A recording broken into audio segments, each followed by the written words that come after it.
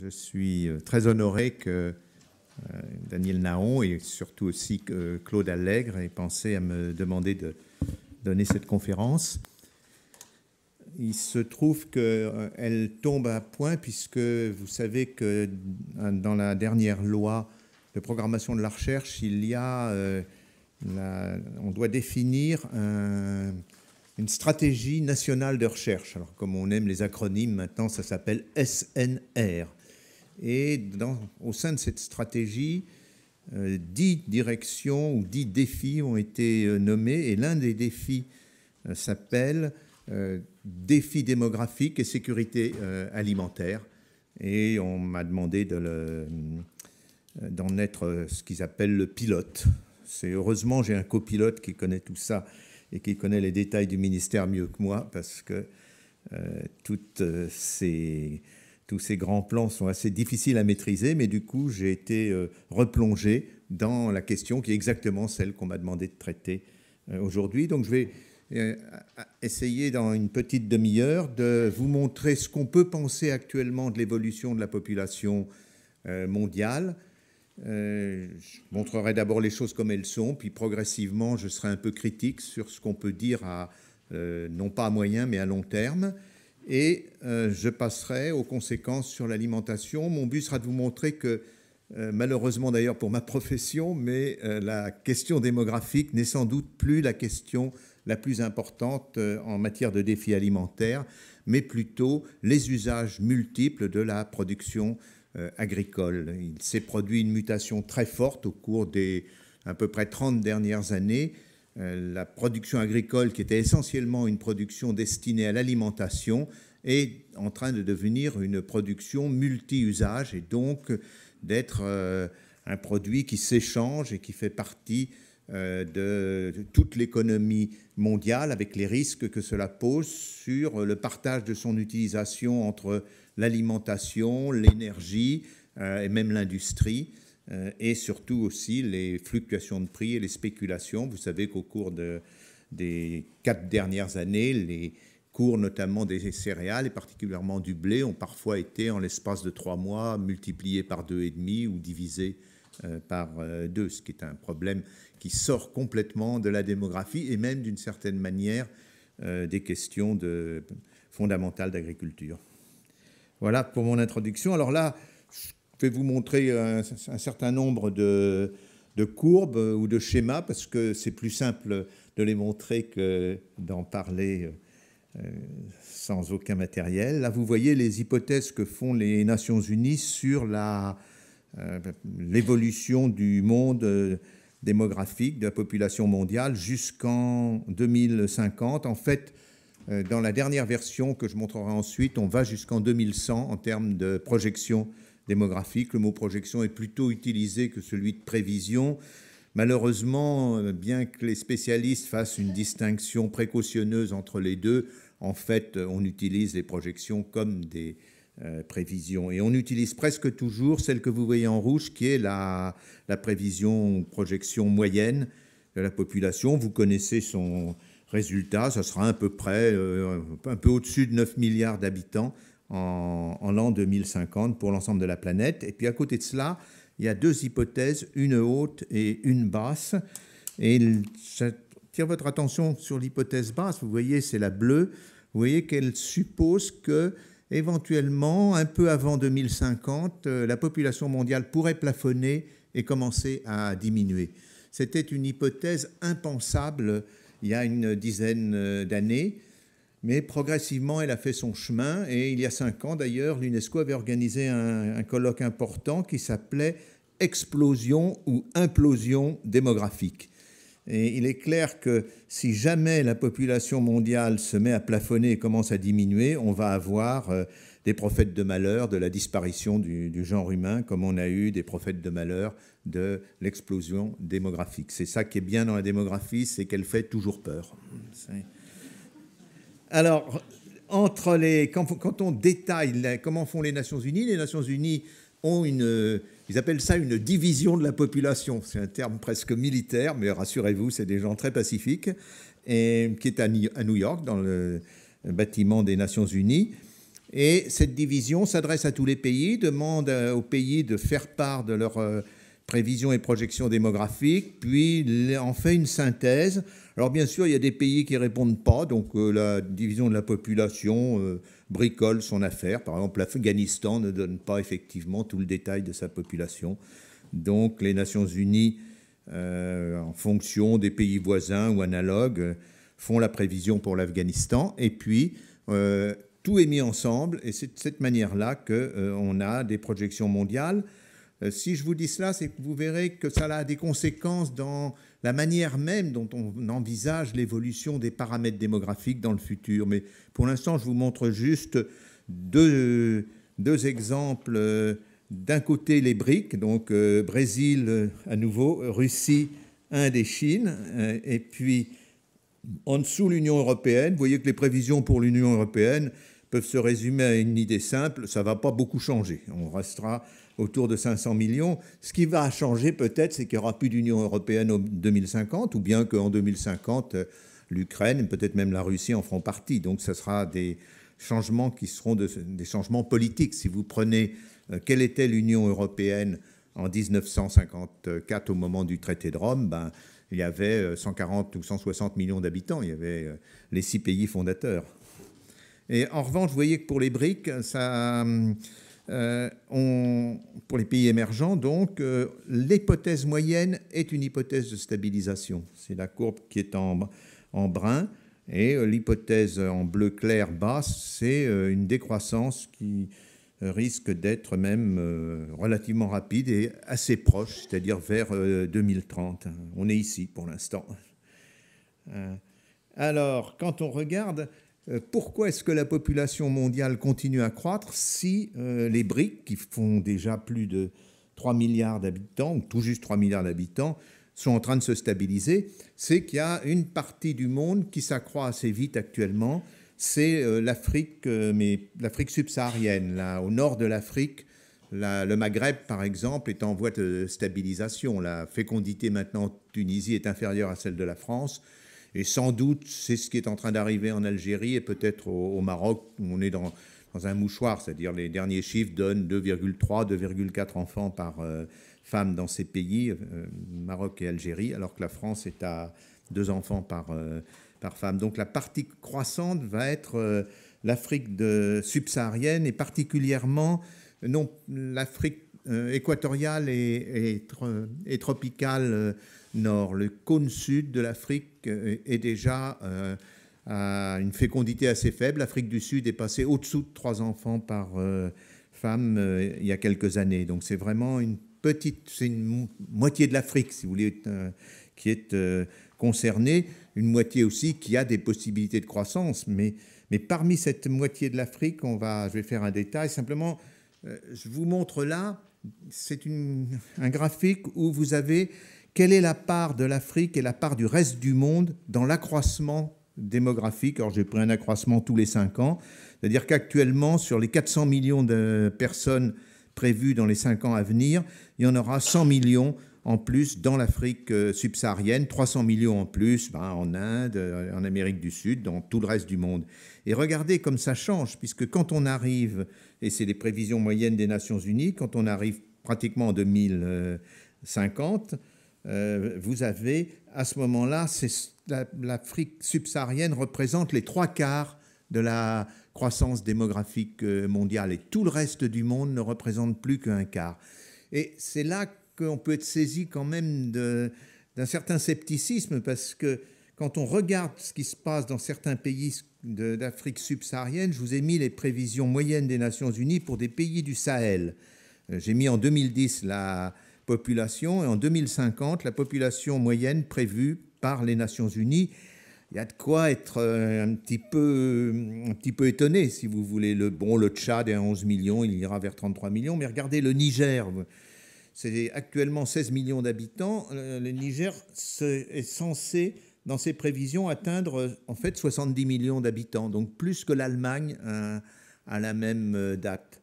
Le Burkina Faso, l'ancienne Haute-Volta, sera 41 millions. Le Mali, justement, où on est actuellement engagé, avec ses 14 millions d'habitants, ça en fera 45 millions d'habitants. Ça va être un peu plus dur à tenir, là, la drare des Iphora, il va y avoir du monde. Et le Sénégal aussi, et puis bien sûr, vous voyez que dans l'ensemble de ces pays du Sahel, qui actuellement sont à 70 millions d'habitants, monteraient à 222 millions d'habitants dans 35 ans, donc dans une génération. Et il serait d'ailleurs à ce moment-là beaucoup plus peuplé. La prévision pour le Maghreb est de un peu moins de 100 millions, donc il serait 2 fois plus peuplé. Et donc si on suit les peurs habituelles, vous savez qu'on avait peur d'être envahi par les habitants du Maghreb à cause de leur forte croissance, ben maintenant c'est eux qui vont avoir peur d'être envahis par les Sahéliens à cause de leur forte croissance.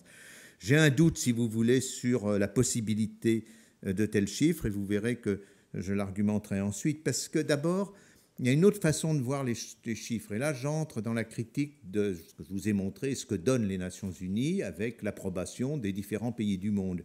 Mais si on regarde un peu différemment les choses, je vous ai mis ici 2 façons de voir les choses. La première, c'est l'évolution de la population du monde, en très fort, c'est jusqu'à maintenant, et puis en très plus fin, c'est la prévision des Nations Unies, la prévision moyenne. Donc on voit que ça se poursuit, on a l'impression que ce n'est pas prêt de s'arrêter. Et sur l'autre graphique, je vous ai mis l'évolution du taux de croissance annuel de la population mondiale, ce qui n'est pas la même chose, c'est le même chiffre. Au fond, c'est simplement, les mathématiciens diraient, c'est la dérivée. Mais le résultat est pratiquement l'inverse. Vous voyez que ce taux de croissance de la population mondiale a été le plus fort au début des années 70. C'était un peu plus de 2% par an, ça veut dire à peu près un doublement tous les 30 ans. Là, on pouvait parler d'explosion. Et puis, même si ce n'est pas entièrement régulier, il y a eu une décroissance très nette depuis 1970 et on est maintenant à peine au-dessus de 1%. Mon chiffre n'est pas tout à fait le dernier. Et je vous ai fait une petite régression linéaire en rouge sur cette croissance.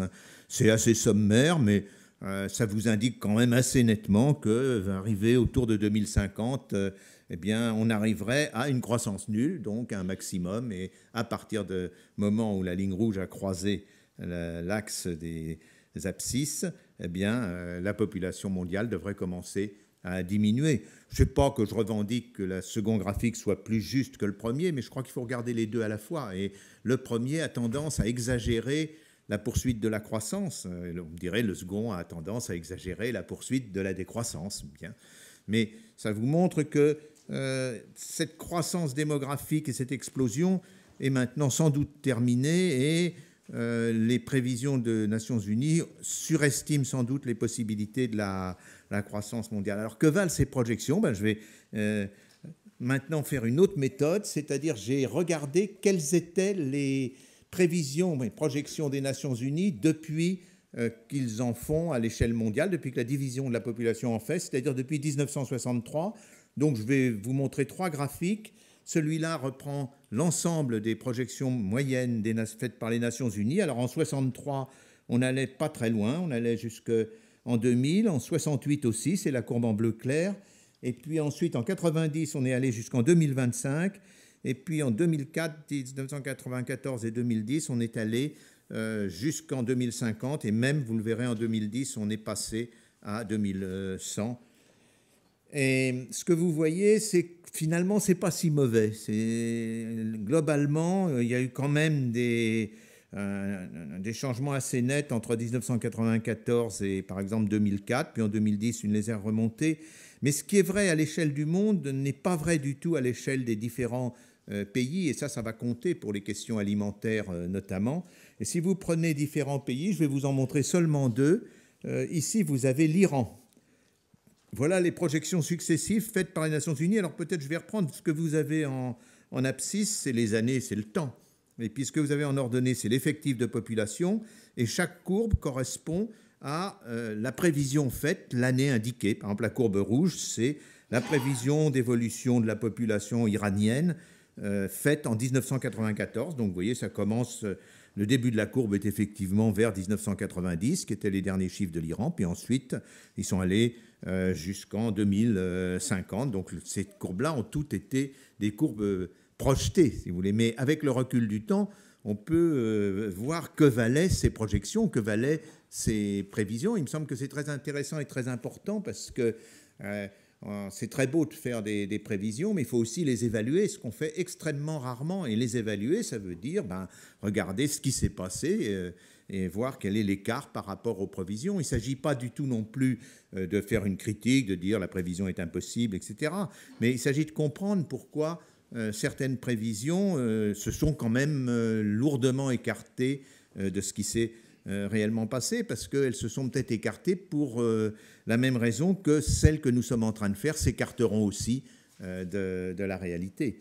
Et vous voyez que pour l'Iran, c'est spectaculaire, puisque au début l'Iran était en forte croissance et on pensait que cette croissance allait se poursuivre pendant très longtemps. En 1968, on était un peu plus modeste, mais à partir de 1990, vous voyez que ça a été un grand enthousiasme dans la prévision de la population iranienne. En 1994, on prévoyait que la population de l'Iran dépasserait 165 millions d'habitants en 2050. Donc 50 ans plus tard, 165 millions d'habitants, c'est quand même beaucoup. Et puis l'enthousiasme, si on peut dire, est retombé. Vous voyez qu'en 2004, on est repassé à 100 millions, puis en 2010, on est à 85 millions à peu près. Donc, en l'espace de 16 ans, la prévision sur 2050 est passée de 165 millions à 85 millions. Elle a été divisée par 2. Vous voyez que ça laisse un certain scepticisme régner sur ce que sont les prévisions à long terme. Peut-être pas, on va revenir là-dessus, peut-être pas à court terme, mais à long terme, la marge possible d'erreur est extrêmement importante. Vous me direz, pourquoi a-t-on fait une telle erreur? Alors, il y avait bien sûr un côté, on avait peur de l'Iran. Et puis surtout, encore en 1994, en 1988, il y avait l'idée que les musulmans feraient toujours des enfants. C'était impossible de les empêcher de faire des enfants. Les pays musulmans allaient continuer à être féconds ad vitam aeternam, si on peut dire. Et puis, en 1985, un peu plus tard, la fécondité de l'Iran a commencé à diminuer. Mais on a dit, oh, c'est temporaire, c'est la fin de... C'était aussi un moment où la rente pétrolière s'est effondrée. Donc, bon, ça va repartir, ils attendent un peu. Et donc, on a continué, vous voyez, en 1994, à faire une estimation très haute. Mais en fait, cette baisse de fécondité était durable. Et on était en 1985 à 6 enfants et demi en moyenne par femme. Et en 1990, on avait déjà beaucoup baissé. En 2005, l'Iran passait au-dessous de 2 enfants par femme. Et maintenant, l'Iran est à 1,65 enfants par femme. Et ça, quelque part, il y a une résistance à l'admettre. Et on a commencé à l'admettre, vous le voyez, en 2004. Et puis en 2010, ça y est, on a admis le fait que l'Iran avait une fécondité faible, donc sa population allait rapidement plafonner. À partir de 2025, elle plafonnera. Donc, vous voyez qu'il y a un mélange dans ces anticipations de paris qui sont faits, ou au fond même de lieux communs sur quelle est la fécondité d'un pays, comment peut-elle changer, comment la famille peut changer. C'est d'ailleurs très difficile à déterminer ou à prévoir, et on est victime souvent de préjugés. Les Nations Unies, comme les simples démographes, vous me direz, c'est l'Iran, c'est un pays en développement, dans les pays développés, ça doit mieux se passer. Là, je vous montre pour la France, avec l'aide de l'INSEE. Donc, les Nations Unies ont fait ces différentes projections. Et vous voyez que c'est guère mieux. Vous voyez qu'en 63, en 68, en 73, on prévoyait que la population française, c'est les courbes que vous avez sur la gauche, allait s'accroître dans les années suivantes. C'était le moment du baby-boom. Et puis, la fécondité française, ou du moins la manière de la mesurer, a diminué beaucoup, et on est passé à partir des années 75 à peu près 1,7 enfants par femme. Il y avait une raison d'ailleurs qui avait échappé à l'époque à beaucoup de statisticiens, c'est que comme on faisait des enfants plus tard, il y avait moins d'enfants sur le moment, mais ça ne voulait pas dire qu'au cours d'une vie, on ne ferait pas autant d'enfants. Et en fait, à partir de 2000, la fécondité a remonté. Mais vous voyez qu'avec retard, au fond, les démographes de l'INSEE et ceux des Nations Unies ont supposé que cet indice de fécondité, qui pourtant est un indice conjoncturel, leur disait une vérité sur l'avenir. Donc, à partir de 1990, vous voyez, 1990, 1995, 1914, ils ont pensé que bon, la France était entrée dans une période de basse fécondité, donc à terme, la population française allait diminuer. Vous voyez qu'en 1994, on prévoyait qu'on allait retomber à peu près à 60 millions d'habitants en 2050. Et puis, comme l'âge auquel on commençait à construire sa famille s'est à nouveau stabilisé, la fécondité a remonté mécaniquement. Et du coup, l'espoir classique des Français en matière de natalité a repris. En 2004, vous voyez qu'il y a déjà un petit mieux. Et puis, actuellement, comme la France est à 2 enfants par femme comme indice de fécondité, vous voyez que la prévision de 2010 amène autour de 72 millions et demi d'habitants. Donc, en 16 ans d'écart, la France est passée d'une prévision pour 2050 à 60 millions d'habitants à une prévision à 72 millions et demi d'habitants. C'est pas rien comme écart. Et c'est au fond parce qu'on s'est fondé sur ce qu'on observait à un instant donné, qu'on a extrapolé un peu naïvement. Alors, je vais vous terminer par cet aspect-là des choses avant d'entrer plus dans un détail sur la fécondité. Voilà pour vous montrer que les Nations Unies font des projections qui ont un caractère politique aussi. Et je pense que c'est à cela que les projections pour 2100 ont servi. Vous avez là la Chine, la projection en 1994 et la projection en 2010. Donc vous voyez que 1994 va jusqu'en 2050 avec pratiquement 1,650 milliard d'habitants. Et puis celle qui va jusqu'en 2010 donne un peu plus de 900 millions d'habitants. C'est pas rien comme changement. Et en dessous, je vous ai mis les États-Unis. Quand même, c'est les deux grosses nations du monde. Vous voyez qu'en 1994, on prévoyait un plafonnement de la population des États-Unis à peu près, les États-Unis, à peu près, un peu au-dessus de 300 millions. Et que par contre, maintenant, pour 2100, on prévoit pratiquement 500 millions. C'est une grosse différence parce que si vous vous mettez dans les projections de 1994, l'avenir tel qu'il était montré, c'était 300 millions d'Américains face à 1,650 milliard de Chinois. Quand même un gros écart. C'est un peu comme la France par rapport à la Belgique. Et puis là, on arrive en 2100 avec la nouvelle projection et là, c'est plus raisonnable. Hein. La Chine serait même pas 2 fois plus que les États-Unis. C'est plus France et Pologne ou quelque chose de ce genre-là. Là, on est à peu près entre égaux. Et les Nations Unies ont encore fait mieux parce que pour 2100, elles ont bien sûr fait les estimations hautes et basses de la Chine et des Nations Unies. Et là, je trouve que c'est du beau travail parce qu'ils sont quand même arrivés à ce que si jamais les États-Unis sont dans l'hypothèse haute et la Chine dans l'hypothèse basse, il y aura plus d'Américains que de Chinois. Vous remarquerez que ça se passe juste arrivé en 2100. Là, je suis admiratif. C'est parce qu'il faut bien voir toutes les équations qu'il y a derrière pour faire toutes ces projections. Mon avis, c'est une sorte de chef-d'œuvre de la projection. Alors en même temps, vous voyez que pour ça, il faut aussi que la fourchette soit très large. Donc on pourrait aussi avoir l'inverse. C'est l'hypothèse haute pour la Chine et l'hypothèse basse pour les États-Unis. Bon, on ne sait pas, on verra. Alors, voilà, juste pour vous, il y a une longue histoire des projections. Je vais le faire rapidement parce que j'avais montré dans une autre occasion des travaux plus anciens, mais juste pour une idée que je voudrais illustrer, c'est la projection de la première projection bien faite, c'est-à-dire selon ce qu'on appelle la méthode des composantes, encore utilisée actuellement, par Alfred Sauvy en 1931. Et il avait fait 2 hypothèses, non pas 3.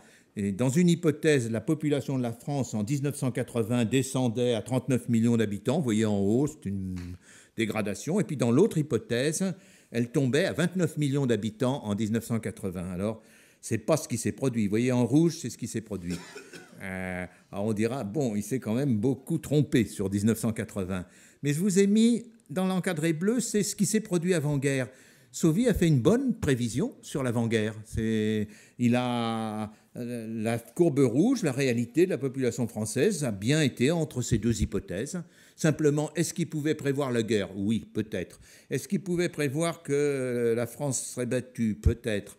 Est-ce qu'il pouvait prévoir que ça durerait 5 ans? Est-ce qu'il pouvait prévoir le baby-boom qui allait succéder? Est-ce qu'il pouvait prévoir que le développement économique allait engendrer une grosse immigration. Est-ce qu'il pouvait prévoir qu'on trouverait les antibiotiques et que la mortalité diminuerait fortement à partir de 1946 ? Il ne faut pas quand même demander l'impossible. Donc, la prévision, la projection était bonne tant que les conditions étaient restées à peu près les mêmes, c'est-à-dire jusqu'en 1939. Après cela, on pouvait faire des hypothèses, mais ça devenait très difficile. Les Anglais, d'ailleurs, voilà la Eunice Charles, qui était l'équivalente de Sauvy en Angleterre, avait 3 hypothèses, elle, en 1935, et en rouge, c'est ce qui s'est réellement produit. C'est la même chose, sur 3 hypothèses, jusqu'en 1939, ça a bien marché, puis au-delà, c'était un autre climat. Je vous mets cette courbe-là juste pour un tout petit détail, c'est que les Anglais, ils n'ont pas peur que leur population diminue.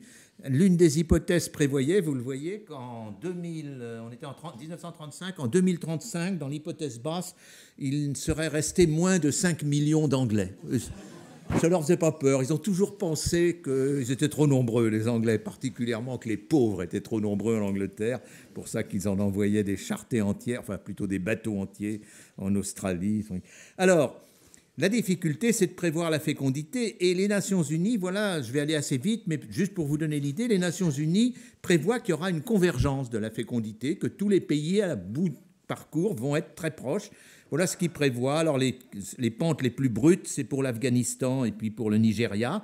Et puis, par contre, en bas, vous avez des pays comme la France, comme la Chine, les États-Unis, qui, eux, sont à peu près stabilisés.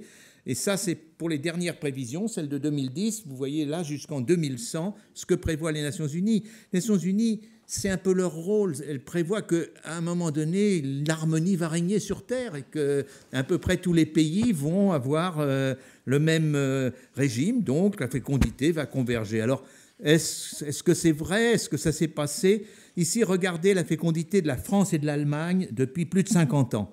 Vous voyez que la convergence, il y a toujours est loin d'être prouvé, il y a toujours un écart d'au moins 0,5 enfants entre la France et l'Allemagne, quelles que soient les politiques démographiques appliquées par les 2 pays. Actuellement, depuis le gouvernement Schröder, l'Allemagne fait beaucoup d'efforts, mais bon, ça ne change rien. Les Allemands restent avec une fécondité, vous le voyez, d'à peu près 1,4 enfants par femme, et les Français sont à peu près à 2 enfants par femme. Il n'y a pas de signe de changement. En revanche, quand l'Allemagne de l'Est, qui est en vert, et l'Allemagne de l'Ouest, qui était en rouge, se sont réconciliés, ou plutôt ont été unifiés en 1989, alors il s'est produit un ensemble de mouvements que je pourrais expliquer, liés justement au fait que les Allemandes de l'Est, qui faisaient des enfants très vite et très tôt, et les Allemands de l'Est aussi, se sont mis à les faire aussi tardivement que les Allemands et Allemandes de l'Ouest. Et puis l'alignement s'est fait, donc il y a une fécondité allemande, si vous voulez, qui est... et rien ne prouve qu'elle va converger. De la même manière, voilà sur l'Iran. Vous voyez la chute de l'Iran, la fécondité en Iran en rouge, c'est à partir de 1985, c'est quand même impressionnant. Et puis vous avez les 3 hypothèses des Nations Unies, en vert, en rouge et bleu. Moi, je préférerais l'hypothèse en noir. Il y a rien ne prouve que ça va se stabiliser, qu'on va être un peu au-dessous de 2 enfants pour l'Iran. Même chose, regardez le Japon. Le Japon est très bas. Donc les Nations Unies, s'il y a convergence, il faut faire remonter le Japon. Donc les Nations Unies inventent un baby-boom japonais vers 2015, de façon à ce que ça converge et puis que le monde soit quand même un peu plus harmonieux qu'il ne l'est actuellement. Sinon, les Nations Unies, si elles prévoient que le monde ne sera pas harmonieux, on met la clé sous le paillasson. Alors, je vais vous donner un dernier exemple de cet œcuménisme ou de cette vision idyllique de l'avenir qu'ont parfois les Nations Unies, c'est les migrations internationales. Alors voilà, j'ai mis la somme des soldes des pays développés et des pays de l'Afrique subsaharienne que je vous ai montré. En bleu, c'est le solde migratoire, c'est-à-dire la différence entre les immigrations et les émigrations, entre les arrivées et les départs. Vous voyez que ça a beaucoup cru pour l'Europe comme continent, jusque pratiquement à maintenant. Et que prévoient les Nations Unies? C'est que ça va décroître, que ça va...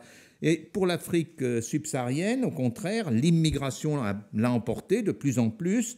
Mais vous voyez que ça va se calmer et que malgré les 222 millions que vous avez vus, eh bien, on va tendre en 2100 vers un solde nul. Il y aura plus... Et d'ailleurs, quand on regarde pays par pays, le solde est nul dans la prévision des Nations Unies pour tous les pays.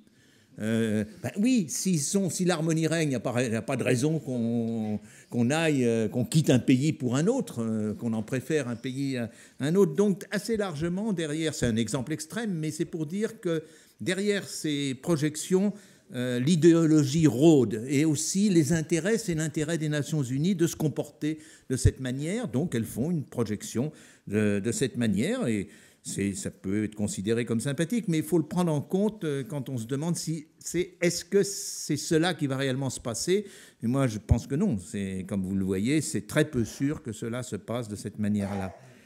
Alors, je vais terminer sur les subsistances très rapidement, parce que d'autres en parleront plus que moi et mieux que moi, mais je vais juste vous montrer, l'important sera de vous montrer un petit schéma, puis d'argumenter ma question de cette généralisation des produits de l'agriculture. Je vous rappelle que Malthus, qui était un Anglais d'ailleurs, a créé cette idée du débat entre subsistance et population, que vous voyez en bleu et rouge. On a intérêt à relire le chapitre 2 de l'essai sur le principe de population, où en une page, Malthus, de façon merveilleuse, explique sa position, qui n'est pas du tout le côté simpliste, on ne va pas avoir assez de quoi se nourrir. Malthus dit... il montre qu'il y a une succession de cycles qui a, à un moment donné, c'est la courbe bleue, vous voyez qu'elle s'accroît exponentiellement, et pas les subsistances. Donc, il y a une crise, et pendant cette crise, eh bien, on améliore les terres, on en conquiert d'autres, on améliore la production, et à ce moment-là, la croissance repart. Donc, les subsistances pendant la crise s'améliorent. Autrement dit, l'idée de Malthus, c'est qu'il y a une pression de la population sur le progrès. Quand la population s'accroît, elle va pousser au progrès, mais que ça va créer de la misère parce qu'on est toujours sur la limite. J'en dis pas plus, mais je vous conseille le détail de ce que Malthus appelle une oscillation est très bien décrit et ne correspond pas du tout à l'idée simpliste qu'on véhicule souvent de la pensée de Malthus. Ceci dit, vous voyez qu'il oppose quand même subsistance et population, et il le fait en illustrant un champ ou une toute petite contrée. Et à mon avis, c'est une grosse erreur. C'est parce qu'on ne s'aperçoit pas que c'est beaucoup plus compliqué, qu'il n'y a pas simplement la population d'un côté, les subsistances de l'autre, mais qu'il y a tout un système à l'intérieur, et je vais vous montrer comment on peut le détailler. J'ai simplement fait un travail à partir des statistiques de la FAO, c'est la production en vert et en rouge, c'est la production alimentaire en termes de calories par jour et par habitant, tel qu'il est dans les données de la FAO. On trouve un dessin à peu près le même dans le très bon livre de Marion Guilloux, qui a longtemps dirigé l'INRA, qui a écrit sur ce sujet récemment. Et vous voyez qu'il y a un paradoxe, c'est que alors qu'on produit, c'est juste celui-là que je voudrais souligner, alors qu'on produit 3000 calories par jour et par habitant de céréales, 2000 d'autres végétaux et 500 calories animales, on n'en consomme que 2800. Si vous calculez, on en produit 5500 et on en consomme 2800. Donc, où passe le reste ? Et c'est là la vraie question. Parce que quand vous regardez comment la production, par exemple, de céréales a augmenté depuis 50 ans, elle a augmenté plus vite que la population, nettement plus vite. Actuellement, par tête d'habitants sur Terre, on a à peu près 40% de plus de céréales en termes de calories qu'on en avait il y a 50 ans. Alors, les premières statistiques FAO sûres sont dans les années 1960. Donc, ce n'est pas une question quantitative, il s'est passé autre chose. Et c'est cette autre chose qu'il faut regarder parce qu'il y a un véritable système de l'agriculture. Vous n'avez pas simplement la production et la consommation. Vous avez déjà, pour les animaux, vous voyez qu'il y a des espaces naturels, il y a la mer.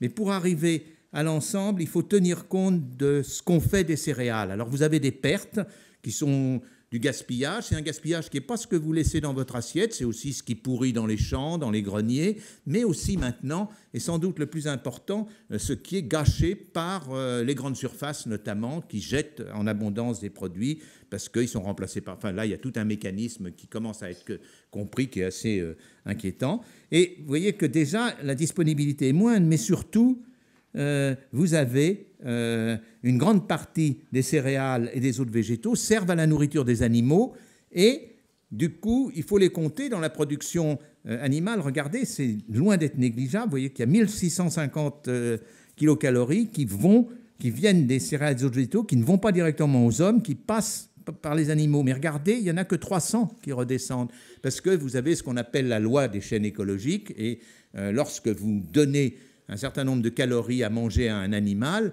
et qu'ensuite vous mangez cet animal, vous ne récupérez pas tout, parce qu'il y a le métabolisme de cet animal, il y a aussi, là, il faut qu'il se fabrique des os, il faut qu'il respire, et selon les animaux, par exemple sur un bœuf, vous ne récupérez qu'un dixième de ce que vous lui avez donné, sur un porc, on pense que c'est à peu près un sixième, sur un poulet, peut-être un quart. Donc là, j'ai compté à peu près, on récupère un peu moins d'un cinquième, et du coup, vous voyez que désormais, vous avez tout le schéma, vous avez tout ce système, et avec ce système de production, vous n'arrivez que à vos 2800. Vous pouvez constater que tout est 1000, 1300, 500, on est au 2800. Et donc, ce système est très sensible. Si on mange, si dans la nourriture humaine, on a plus de nourriture animale, ça risque de déséquilibrer le système, parce que ça veut dire, vous voyez, qu'au minimum, il faut, chaque fois qu'on prendra une calorie animale de plus, prendre 6 calories et demie de céréales ou d'autres végétaux en plus, parce que ça y est, on peut plus, tous les espaces naturels pour produire de la viande sont utilisés. Maintenant, on veut produire plus de viande, c'est à partir de produits agricoles, le soja en Argentine ou bien le maïs aux États-Unis. Et c'est juste là aussi pour vous indiquer qu'on a beaucoup de données. On voit la grosse croissance de la production, le bleu et le noir, c'est maintenant. Et le noir, c'est ce qui est donné aux hommes. Et vous voyez que désormais, le maïs, pratiquement, est entièrement à destination dans le monde des animaux. La partie noire du maïs, à la fois, on en produit beaucoup plus qu'il y a une cinquantaine d'années, mais en même temps, on le produit surtout pour les animaux, dont on mangera ensuite ce qu'on aime, le beefsteak, si on aime le beefsteak. Regardez le soja, même chose, qui est pour l'instant en train de devenir une culture dominante, justement, en Amérique du Sud. Et quand on regarde, les disproportions sont énormes selon la consommation de calories animales et végétales. On voit que pour un pays comme le Bangladesh ou pour le Nigeria, la consommation de calories animales est très faible. Et vous voyez que la France est par contre un des leaders mondiaux. On est même devant les États-Unis, parce que dans les calories animales, vous avez aussi le fromage, le beurre, c'est pas simplement la viande. Et on est pratiquement à 45% en France de calories animales. Et je veux juste indiquer, on peut regarder, c'était un petit calcul, où combien pourrait-on nourrir d'habitants si on ne donnait rien, aucune production de l'agriculture à manger aux animaux. On pourrait avoir des animaux, mais uniquement sur des prairies naturelles. À ce moment-là, on aurait peu de calories animales, on en aurait 6%, et on pourrait nourrir pratiquement 11 milliards d'habitants actuellement, avec la production actuelle. Si on donnait toute la production agricole aux animaux, à ce moment-là, on ne pourrait nourrir que 2 milliards d'habitants. Et actuellement, on en nourrit à peu près 7 milliards. Et si tout le monde mangeait comme la France, on ne pourrait nourrir que 4 milliards d'habitants. Donc vous voyez que c'est vraiment le système de l'agriculture qui va conditionner le fait qu'on ait assez de subsistance ou qu'on en manque. Et ce n'est pas du tout le fait que la production agricole soit à tel ou tel niveau. Plus grave, ça c'est la consommation de viande qui augmente un peu partout. Plus grave, et ça va être pratiquement mon dernier exemple, maintenant, de plus en plus, la production agricole sert à des agrocarburants. Alors on parle d'agrocarburants de seconde génération, on utiliserait plutôt ce qu'on ne peut pas manger, mettons les tiges, la paille, les tiges des cannes à sucre et pas l'intérieur. Ceci dit, pour l'instant, ce n'est pas encore au stade industriel. Pour l'instant, c'est l'éthanol qui est fait directement à partir des grains ou à partir de la moelle de la canne à sucre. Et la part de l'agriculture qui sert justement à la production de l'éthanol ou d'autres biocarburants est croissante rapidement. Vous le voyez sur ce petit graphique. On voit que désormais, une partie maintenant, et encore j'ai les chiffres qui sont, ces derniers que j'ai eus étaient de 2008, mais vous voyez que la croissance est nette, on doit avoir dépassé 10% du maïs maintenant à destination des biocarburants, bien sûr la canne à sucre, mais surtout le soja aussi dépasse le maïs, et on doit être de l'ordre de 12% maintenant, et là-dedans, qu'est-ce qui va régler le partage? C'est le prix de l'énergie. Si un paysan gagne plus d'argent en vendant sa production pour faire du bioéthanol qu'en la vendant pour faire de la farine, eh ben, il la vendra pour faire du bioéthanol. Il n'a pas de raison d'être un bienfaiteur de l'humanité plus que les autres. Il est surtout dans l'économie libérale, donc on ne peut pas l'empêcher de rechercher son propre intérêt, sa propre survie souvent, parce qu'il est parmi les populations les plus pauvres. Donc vous voyez, c'est ma dernière diapositive, qu'il y a bien sûr population et subsistance, mais qu'entre les deux, il faut penser tout ce système qui est complexe. Et encore, j'en ai développé que certains aspects avec la nourriture des animaux, le gaspillage et les biocarburants. Vous savez qu'on pense, mais je ne suis pas chimiste, mais j'ai lu dans plusieurs articles scientifiques qu'on pense que d'ici une dizaine d'années, peut-être la moitié des matières plastiques seront produites à partir de produits de l'agriculture, ce qui n'est pas illogique, puisque les réserves d'énergie fossile, c'était autrefois des plantes ou des animaux. Donc, c'est les mêmes composants chimiques, il suffit de trouver le moyen de les extraire autrement que par du cracking pétrolier. Il me semble qu'on est maintenant trouvé. J'ai même vu une photo d'une carrosserie de voiture qui était entièrement en matière plastique, faite à partir de blé, de maïs et d'autres plantes. Donc c'est une nouvelle concurrence. Et là, je crois que c'est le vrai défi des questions d'agriculture et de subsistance, c'est cette généralisation des produits de l'agriculture à tous les usages possibles, donc leur entrée sur les marchés très différents, et donc le fait qu'elles sont de plus en plus dépendantes du coût des autres substances, indépendamment des problèmes de survie des populations. Je vous remercie de votre attention.